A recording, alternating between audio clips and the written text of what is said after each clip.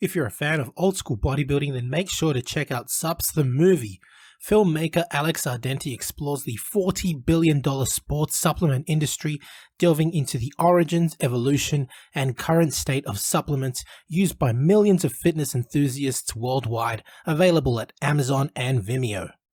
Hi everybody, Golden Era Bookworm here, and today we continue with the series of interviews with old school legend Jerry Brainum in what I think is the 8th video now in this series.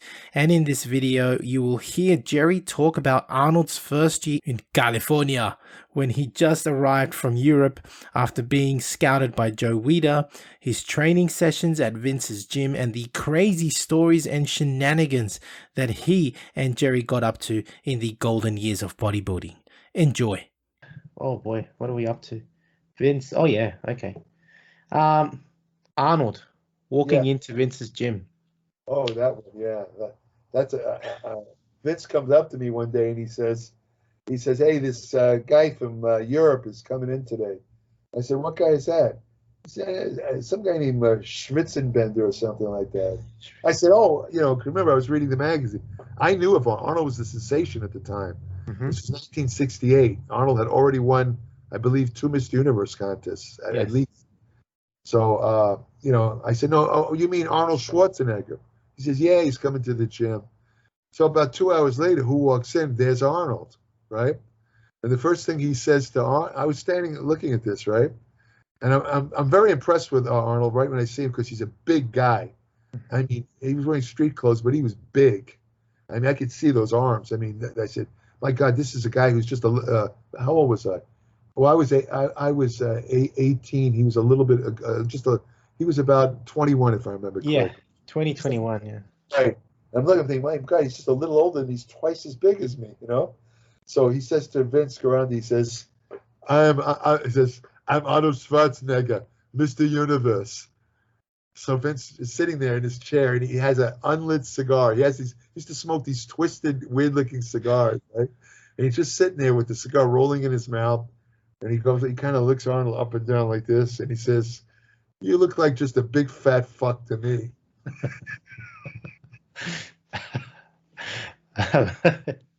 That's Vince, all right.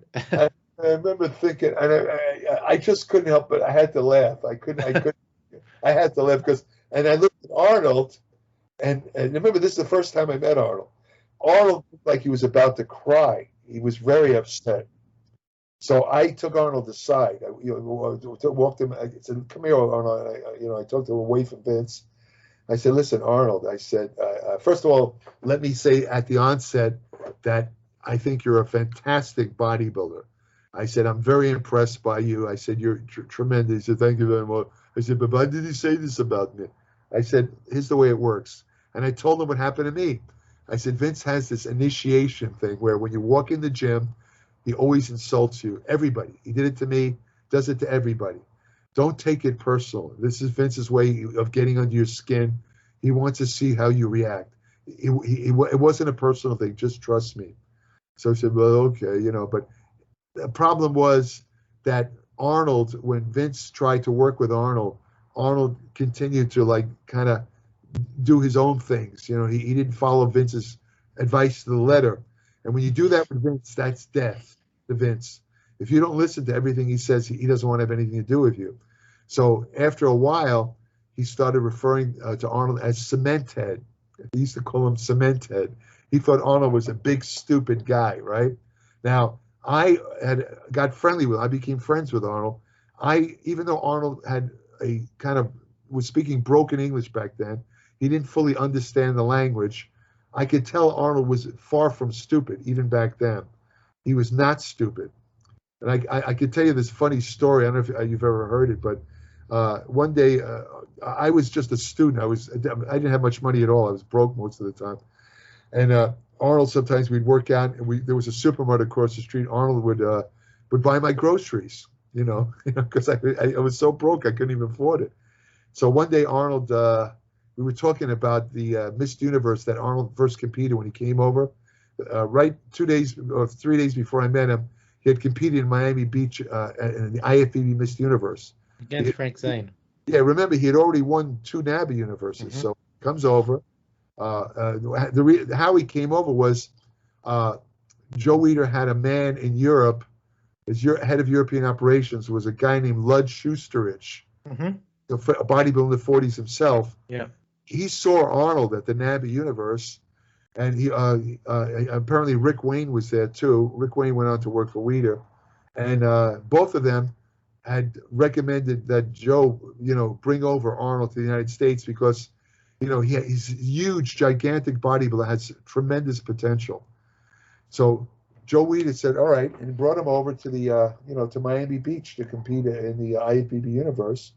And so I was talking to Arnold about that because, as you know, Frank Zane won, So I said, Arnold, what happened in that contest, that Mr. Universe? He says it was rigged. I said, what? He said it was rigged. He said, I'll prove it to you. And he says, follow me. So we go. He had an apartment that Joe Weider had rented him about 2 blocks away from the gym. We walk in the apartment, right? And the first thing I see is a guy running around the room wearing boxer shorts, just boxer shorts. As it turns out, this guy was Paul Graham, who was wrestling at the time, but as a professional wrestler using the name Lord Paul. He went on to become the head of the IFBB in Australia.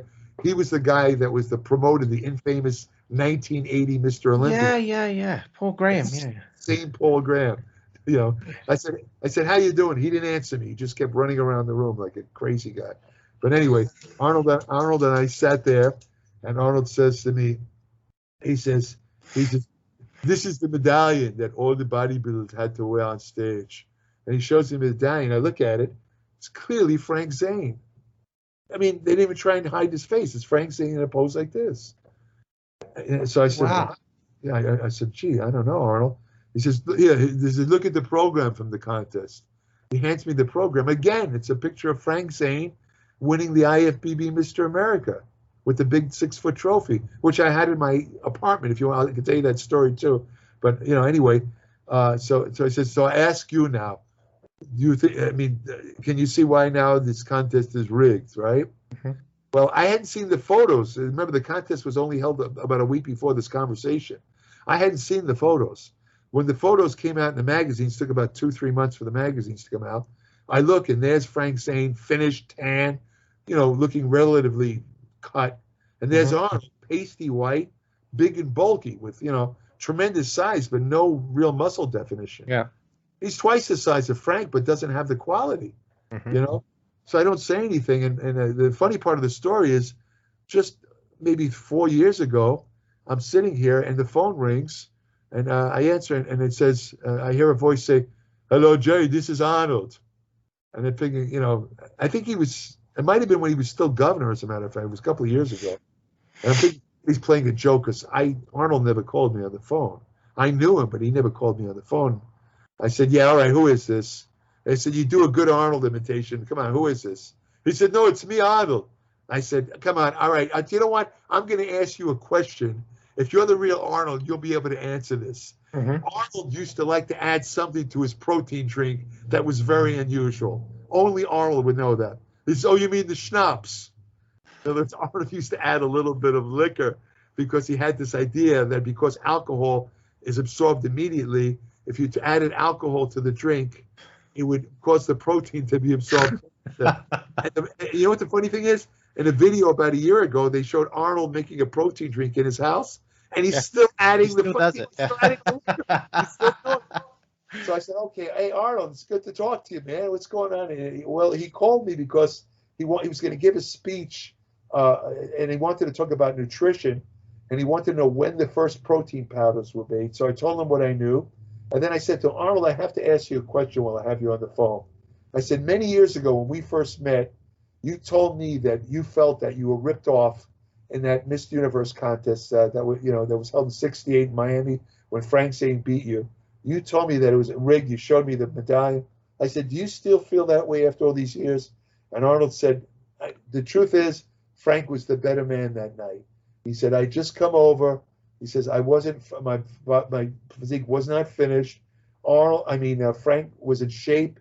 He deserved to win. I said, well, Arnold, I got to give you credit. That's really great of you to say that. He said, it's just the truth. He says, I was a young guy. You know that. We were both young. I was a little bit stuck on myself, he says, and so I was a little bit pissed off. But in retrospect, definitely it was Frank, the winner that night. That's what he told me. You know. You want to hear my favorite Frank Zane story? Yeah. You're gonna like this one. Frank, I told you, Frank and I used to live next door to each other. He was in apartment 11, I was in 12, right? Well, it turns out that he lived there with his wife, Christine. You know, I knew them both very well. Anyway, Frank knocks on my door one day and he says, well, there's two stories. I'll tell you this one first. He said to me, Jerry, I'm moving. He says, but, you know, could you do me a favor? Could you hold my trophies until I get settled? You know, remember, he was right next door. So, you know, we both carried all his trophies into my living room. You had this 6-foot Mr. America trophy, you know, the Miss Universe, all these trophies, right? Must have been about 30 of them, right, all lined up in my living room, right? So I was going to college back then, and this girl in my class, she needed some work, some notes that I had taken the day before when she was in school. So I said to her, well, I have some notes. I said, if you want to follow me to my apartment, I'll give you the notes. So she did. So we walk into my apartment, you know, the first thing she sees is all these trophies, right? So, you know, remember, I don't know this girl. She's just this fellow student. So she starts to read the names: Mr. Universe, Mr. International, Mr. America. And she looks at me. She says, are these your trophies? And I looked at her. I said, well, it's my apartment, isn't it?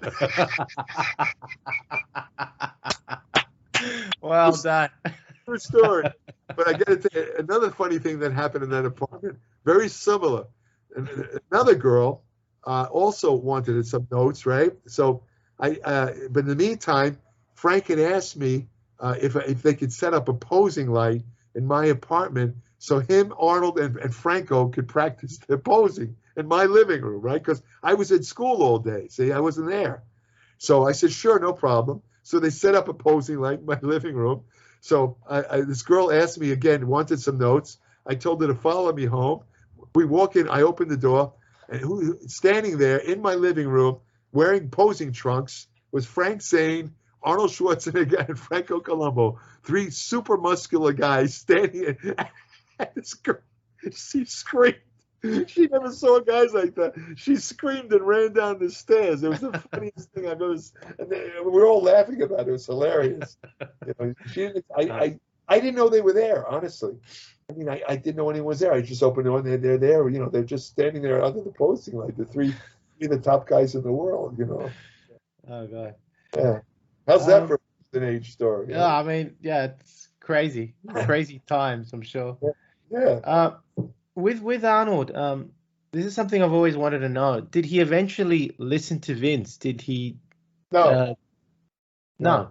No, he resented Vince because he knew about. I mean, Vince would sometimes say it within ear range. He'd say, "Oh, there's cement head over there." You know, Arnold didn't react, but he strongly resented Vince. And after I don't remember how many months it was, but he left and joined Gold's Gym. He left and never came back to Vince's. And strangely enough, that guy Pete Caputo, I told you I trained with back in, we were training together, you know, and we also emigrated to Vince's, to Gold's Gym only 1 month after Arnold. Arnold joined, I believe in August, and we went over in September in '68, and I've been a member ever since of Gold's Gym. You know, so, you know, I told that to the manager about, because they were giving me, because I was writing for the magazines, they used to give me a VIP membership for free. So about a year or two ago, I you know, the gym was sold to some other company. Now it's just recently been resold to a German gym conglomerate. But anyway, I went to the manager and I asked him if I could, you know, could you renew my membership? So he said, "Who are you?"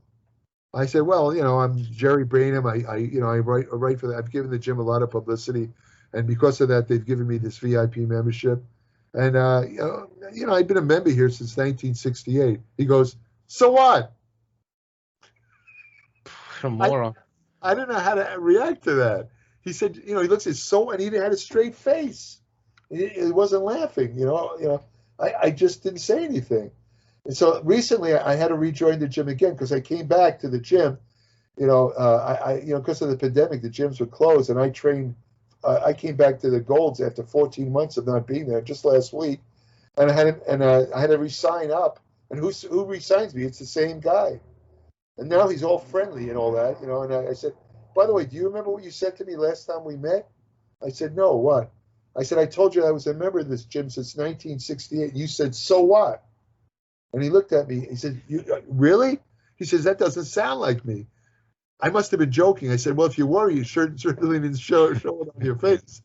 He says, well, I don't know why I said that. I apologize, but I can't imagine me saying that. I said, trust me, you said it. Because remember, this time I was coming in as a kind of paying member. The last time was free, so you see how differently he treats you, Yeah. I don't take it personally. It's all right, So you're stating that Arnold didn't follow Vince's advice, but did Vince try and teach anything to Arnold anyway, like diet-wise? Yeah, in the beginning, I remember him showing him how to do the side laterals. You remember those side laterals that Larry Scott did, where they take the dumbbells in the front and they kind of turn the hands down as they come up like that. He showed that, and a couple of other exercises, maybe hack squats. Arnold did do some of the exercises, but he did other exercises that Vince didn't approve of. Okay. And Vince had this quirk of his personality. I mean, if you did exercise he didn't like, I have to admit, this was a real flaw in Vince's personality. Because if you did exercises he didn't like you personally. I thought that was kind of silly. And then, like Paul Hill doing lunges. So what? All right, you don't like the exercise. So what? There's no reason to dislike the man because he's doing an exercise. That to me, that was very childish. That's what I mean when I say as much as I loved Vince, in many ways he was a child in a man's body. Some of the way he acted. Yeah. Yeah. The reason I asked specifically about Arnold and the exercises is because I've got a lot of his old German magazines when Arnold was training still in Europe. Right. And when you see his training in 1968, it changes suddenly. Right. Now he's doing preacher curls. Now he's doing hack squats. Right. He got that from Vince's gym. Yeah. Yeah. Also, Arnold saw Larry Scott doing a type of a dumbbell press where it's kind of this movement. Scott press. Yeah, exactly. And you don't go all the way up. You just right here, right past your head, like this, just like this, right? And Larry Scott had extremely impressive deltoid muscles, very good. And Arnold looked at this, and he adopted. That's where he got it from. And this is another example of a misnamed exercise because today they call it the Arnold press. Yes, correct. It wasn't the Arnold press. It was Larry Scott. And where did Larry Scott get it from? Vince Caranda. Yeah. It should be called the Vince press. Right. But because it was popularized by Larry Scott, but because Arnold adopted it, became the super famous bodybuilder, superseded Larry Scott's, let's say... 2 Olympias. Huh? 2 Olympias. Yeah, exactly. He became more famous, let's say, than Scott. Yeah, and a lot of pictures in the Wheaton magazines of Arnold illustrating the exercise. Yeah. Now they call it the Arnold press, but it wasn't really. But that's another example of something he got from Vince. Yeah. So you're right. I mean, he adopted the deltoid exercises, preacher curls. I don't recall Arnold ever doing spider curls. I never saw him do that one. In fact, I remember doing preacher curls. Arnold would sometimes want, he loved to train with somebody. So he'd walk in the gym and he'd come up to me and say, come on, let's do arms. Just like that. And if I was going to train arms that day, I said, why not? And I train arms with Arnold. I remember one day we were doing arms and we were doing preacher curls. And I remember I was using 160 pounds. I was very strong in that exercise, right? Arnold could only use 120. And he just could not believe that, I mean, his arms literally twice as big as mine. I admit it. His arms were much bigger, and yet I was using more weight than him. So he says to me, how is it that you could use more weight than me, and I have, bigger arms? So I had to think quick, and I said to him, it's because you use drugs, and I don't. He laughed. Well, it's probably true. Well, there's an element of truth in there. For some reason, I started doing that even before I joined Vince's gym. Pete showed me that in New York. Remember I told you the guy? Yeah. So I was doing that for a couple of years. So I did build up a lot of strength in that exercise. Yeah. I was unusually strong in that exercise. Today, strangely enough, because of injuries, I can't do any weight at all in preacher curls. But for years I was able to do that exercise. That particular exercise, I used a lot of weight. Yeah. With Arnold's training at Vince's, what about triceps? Did he adopt any of those, like the cradle bench, tricep extension, or anything like that? He did. I saw him do that at Vince's. The long pull extension, and Right. also he got this one from Vince's, the one arm. Yeah, one arm. Yeah, that was a staple of his arm training. Even in Yes. holds, he always finished off his tricep with the one arm like this, Yeah. tricep. And he used to like to do. I don't think he got this at Vince. I think he got it in Europe. He used to do a concentration curl, bent Yeah. over like this. That was a state. Always did those exercises. Always. As a matter of fact, the truth is, Arnold didn't really change his training routine that frequently. A lot of times you'll read you're supposed to change your training. Like a lot of trainers will tell people you got to change it every 6 weeks or something like that. Bill Pearl's big on that, constantly changing the training. But the thing is, some of the top bodybuilders who I trained with or observed, they seem to do the same exercises year in and year out. I even asked Ronnie Coleman about that. I said, Ronnie, I noticed you're doing the same exercises now that you did when I saw you 2 years ago. He says, if it works, why would you change it? Yeah. That was his answer. Can't argue that, right? Absolutely. No. I noticed, though, for example, with arm training and deltoids training, Arnold did adopt a lot of Vince's exercises. Yeah. But would you then say that for training the back and the chest, he didn't? No, he didn't. Yeah, that's what I figure. He was influenced by other people. I mean, for example, give you a quick example. There was a British bodybuilder in the 70s named Frank Richards. Right. He competed in the Navy Universes a couple of times. He had great lats and a big wide back. And I remember I happened to be there when him and Arnold were training back. Arnold used to like to do stuff like T-bar rows, lat pull downs, chins. He used to, in fact, before a contest, his favorite technique was a superset, chest and back. He would do a chest exercise and immediately go to, let's say, lat pull down to chin. He liked to do that. He used to superset it. Anyway, this particular day, he was training back with Frank Richards, who was in town, training at Gold's Gym. And Frank said, Arnold, I want you to try one of my back exercises. So Arnold figured, well, he's got a great back. I'll give it a shot. It was one-arm rows. One-arm dumbbell. Arnold had never done one-arm dumbbell rows. And, Frank Richard taught him to do it. And Arnold started doing one-arm rows after that. Yeah. What about the sternum chin-up? I've seen him do it very early on. Yeah, that was Vince's chin-up. I figured, yeah. Vince personally taught that to me himself. Because he showed me, he got on the bar in Vince's gym and he showed me, went all the way up to right below your pectoral. I said, my God, that's a full movement. He says, and I remember Vince saying, but notice, he says, this is the only proper way to do chins. I said, why is that, Vince? He says, look at the finishing position. He says, when you're up there, your arms are down, your arms are alongside the torso, but they're back. He says, like this. He says, look at the position. That's the contracted position of the lats. It's the only way to fully contract the lats. And again, Vince was ahead of his time because it turns out years later they realized that was the way. When Arthur Jones produced his Nautilus pullover machine, right, designed to think about where it would go down past your torso all the way back like that. He said that was the only way to get all the muscle fibers in the lats. Yet Vince was saying that, 30, 40 years before that. It's amazing. Yeah. It's amazing. Another one I've seen Arnold do that might be attributed to Vince is the VBar Dip. Would you say that? Because Arnold does it all the way down here.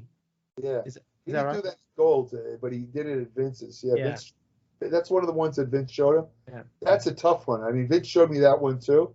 He considered that the number one pectoral exercise.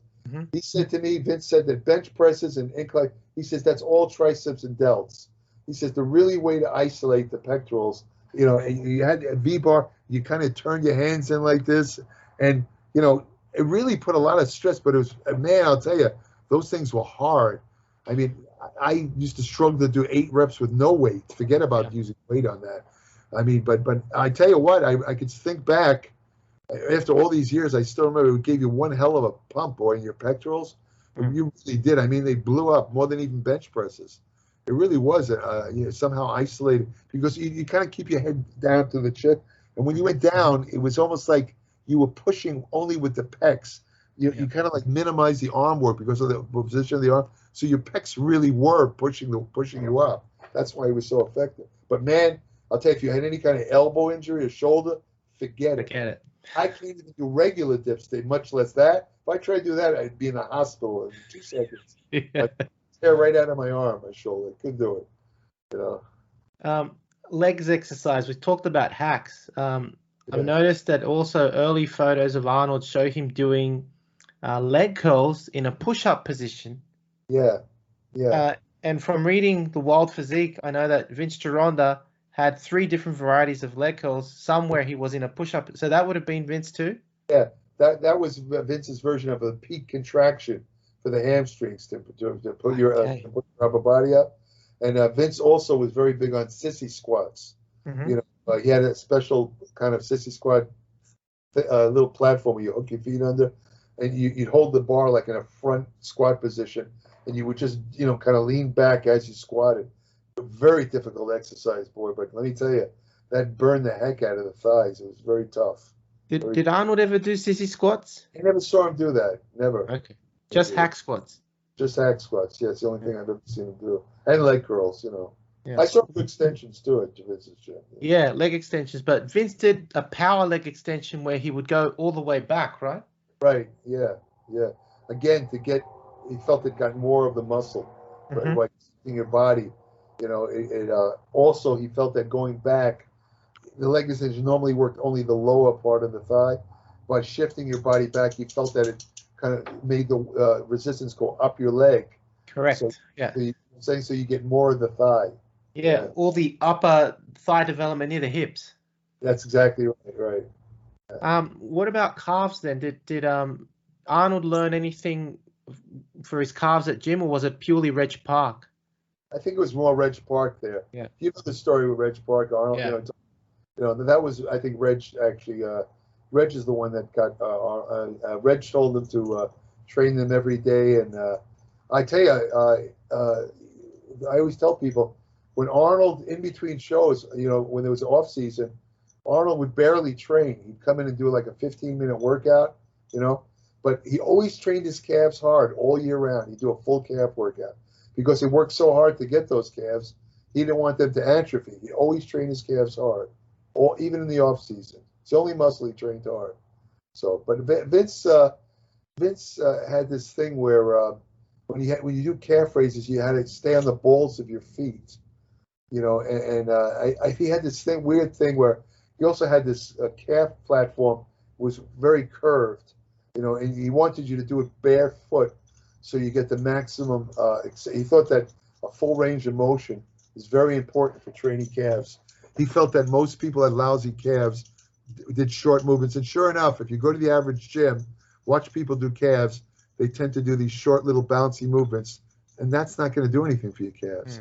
Even with people with bad calves, I'm not going to tell you they're going to get calves like the genetic calves that some of these people have, but you can vastly improve your calves if you train them properly. You'd be surprised. Yeah, I've seen a couple of cases. A friend of mine, Dennis Tenorino, you might have heard of. Dennis started out with very skinny calves. He was a very thin guy when he started. I knew him as a teenager. And just from doing calves properly, Bill Pearl worked with him. And a guy named Joe Bender, who was a Mr. America in 1962, Mr. Universe, showed him how to do the calves full range. Dennis got some decent looking calves. He built some, nothing like comparable to a genetic freak calves, like Chris Dickinson, where these people had born with calves like that. Yeah. But good enough calves to win Mr. America and Mr. Universe, let's put it that way. Fantastic. Yeah. Jerry, we've been talking 2 hours. Okay. Do you want to continue, or you want to reschedule and do another one? Well, we could reschedule unless you have probably reschedule would be best. I'm starting to lose my. Yeah. I could tell. It's also 11 o'clock here. Oh, so yeah. I'm getting a bit tired. So perfect. Yeah. Yeah, well, 2 hours is pretty good. Well, we could reschedule. Yeah, that would be great. You could throw out the first part with that COVID stuff. It's up to you. What do you want? I'll see you after anyway. But it's up to you. If you want to leave it in, it's up to you with me. I really appreciate Sure. everything you've shared with me today. Some stuff that I've never ever heard of before. It's amazing. Yeah, Some good laughs, and it's an absolute pleasure to speak to you. I appreciate And I've seen you so much on YouTube, and to finally speak to you and meet you is great. So yeah. Sure. Pleasure to talk to you, Carlos, too. Yeah. Great. Yeah. Keep up the good work. Thank you. And if you want, we could talk again. Just let me know. Yeah, I will. We'll email. I'm going on holidays this week, and I'll be back in a couple of weeks. But maybe we can talk again in August. That sounds good to me. Sure. Right. Thanks, Okay. Jerry. You have a great day. Thank you again. Too. Sure. Take care, my friend. Take care. Thank you. Bye. Bye. So I do hope you have enjoyed watching this video interview with Jerry Brainum, where Jerry described Arnold's arrival in California. Jerry explains how with both amateur and professional NABBA Mr. Universe wins and being announced as the newest European sensation, Rick Wayne and Lud Schusterich, both scouts of Joe Weider, discovered Arnold at the NABBA Mr. Universe and helped bring Arnold to California to meet up and train under Joe Weider by convincing Weider that they had found a new bodybuilding prodigy in this European giant. However, Arnold was to receive the shock of his life when he lost to Frank Zane in the IFBB Mr. Universe, realizing that size wasn't everything. To add insult to injury, Arnold was insulted by Vince Gironda upon his arrival at Vince's gym, but after being consoled by Jerry, Arnold got to work. Although Arnold had a disappointing start in the US, Jerry explains how he and Arnold developed a strong friendship which Arnold still honors to this day. Jerry details how the young Arnold Schwarzenegger rebelled at Vince's gym though, which led him to be called Cement Head by Vince Gironda, who quickly lost respect for the young Austrian, as Arnold would use a mix of Vince's methods and would still keep his powerlifting and power building methods of squats, benches and deadlifts. However, his loss to Frank Zane did make Arnold realize that there were much higher and different standards in American bodybuilding competition, and therefore adopted many of Vince's techniques and exercises, which I have already covered extensively on this channel. What I really loved about this interview was the crazy stories that Jerry shared and the shenanigans that he and Arnold and the rest of the Gold's Gym crew got up to. What an incredible time. So if you have enjoyed this video, please give the video a thumbs up, subscribe if you haven't done so yet, and please leave me your comments and click the bell button to be notified of future videos. This is the last of the 8 videos of my interviews with Jerry Brainum, but I have interviewed him rather recently, so there'll be a new series starting soon. And do please make sure to subscribe to the Applied Metabolics newsletter by Jerry Brainum if you do wish to enhance your knowledge on bodybuilding nutrition, especially as a natural bodybuilder. More information is given in the description below. That's it from me. This is the Golden Era Bookworm saying bye for now. Now, if you're interested in learning more about Vince Gironda's approach to bodybuilding, his principles, and all these tips of wisdom that he has, I mean, there's so much stuff that probably hasn't been proven by science, and it will take science to prove or disprove Vince. But to be honest, these 3 books, I believe, which I call the Classic Physique Bundle, are the best books that Vince ever came out with. And they, of course, are the Wild Physique, the Master Series, and the Pro Series. Have a look at it this way. The Wild Physique, I believe, is like the ABCs of Vince Gironda's principles to bodybuilding. He teaches you the exercises and his principles. But how do you put them together? Well, the Master Series is a 14-month program of using all of these principles, all of the diets that Vince came out with, all of the exercises. And believe me, it's a brilliant, brilliant program. Many people have used it. I know personally a lot of bodybuilders that have actually used it and made fantastic results with it. And of course, the Pro Series was a book that he came out with later on, specially targeted for getting into competition. It's just these 3 books, as I call it, the Classic Physique Bundle, Vince's best work, and available, of course, at www.goldenerabookworm.com. Now, the Pro Series of Bodybuilding, which was targeted for professional bodybuilders, contains 6 programs, each of which go for 2 months each. So it's a whole year, again, in preparation for competition. Online training is now available, including my new program, Novice to Classic, a program geared towards beginners and novices looking at developing a classic physique, as well as Classic Cut, geared at those who wish to lose weight and gain muscle fast. Details available at www.goldeneraBooking.com. Need a bodybuilding poster for your gym or office? Then check out Ironman Magazine archive.smugmug.com for the highest quality posters on the planet. Scroll through the galleries of all the legends, including greats such as Arnold, Frank Zane, Sergio Oliva, Serge Nubret, Tom Platz, and Larry Scott, and much, much more, and select your poster now. Your favorite YouTube channel, please visit teespring.com/stores/Golden Era Bookworm for merchandise, including t-shirts, hoodies, face masks, phone cases, and much, much more. Once again at teespring.com/stores/Golden Era Bookworm. Become a patron at www.patreon.com/Golden Era Bookworm for hard to find books, scans of rare photos, and articles on the golden era of bodybuilding. To take full advantage of my collaborations, use code GEB20 with NSPNutrition.com and VinceGironda.com, as well as code Bookworm12 at OSL.com for a discount at checkout. I don't think that Bill Phillips looked at it as, I want to compete against them. I want to destroy them. If they pass legislation basically making any type of food supplement a prescription item, that would be the end, the death of the entire food supplement industry. Take your vitamin pill now. In the 1960s, the sports supplement industry was barely emerging. I think the reason why Joe Weider was so successful was he had Arnold on his side. He wasn't selling supplements. He was in the dream business. Joe Weider was a marketing genius. People would say the promotions or the endorsements back then were cheesy. To me, it wasn't. I loved it. Fitness was taking off. You know, fitness became cool. You had a lot of readers that wanted to be like the stars that they idolized. Bill's strength is his marketing savvy. He's a marketing genius. Got it. It's only vitamin. The right of American citizens to have free access to dietary supplements of their choice.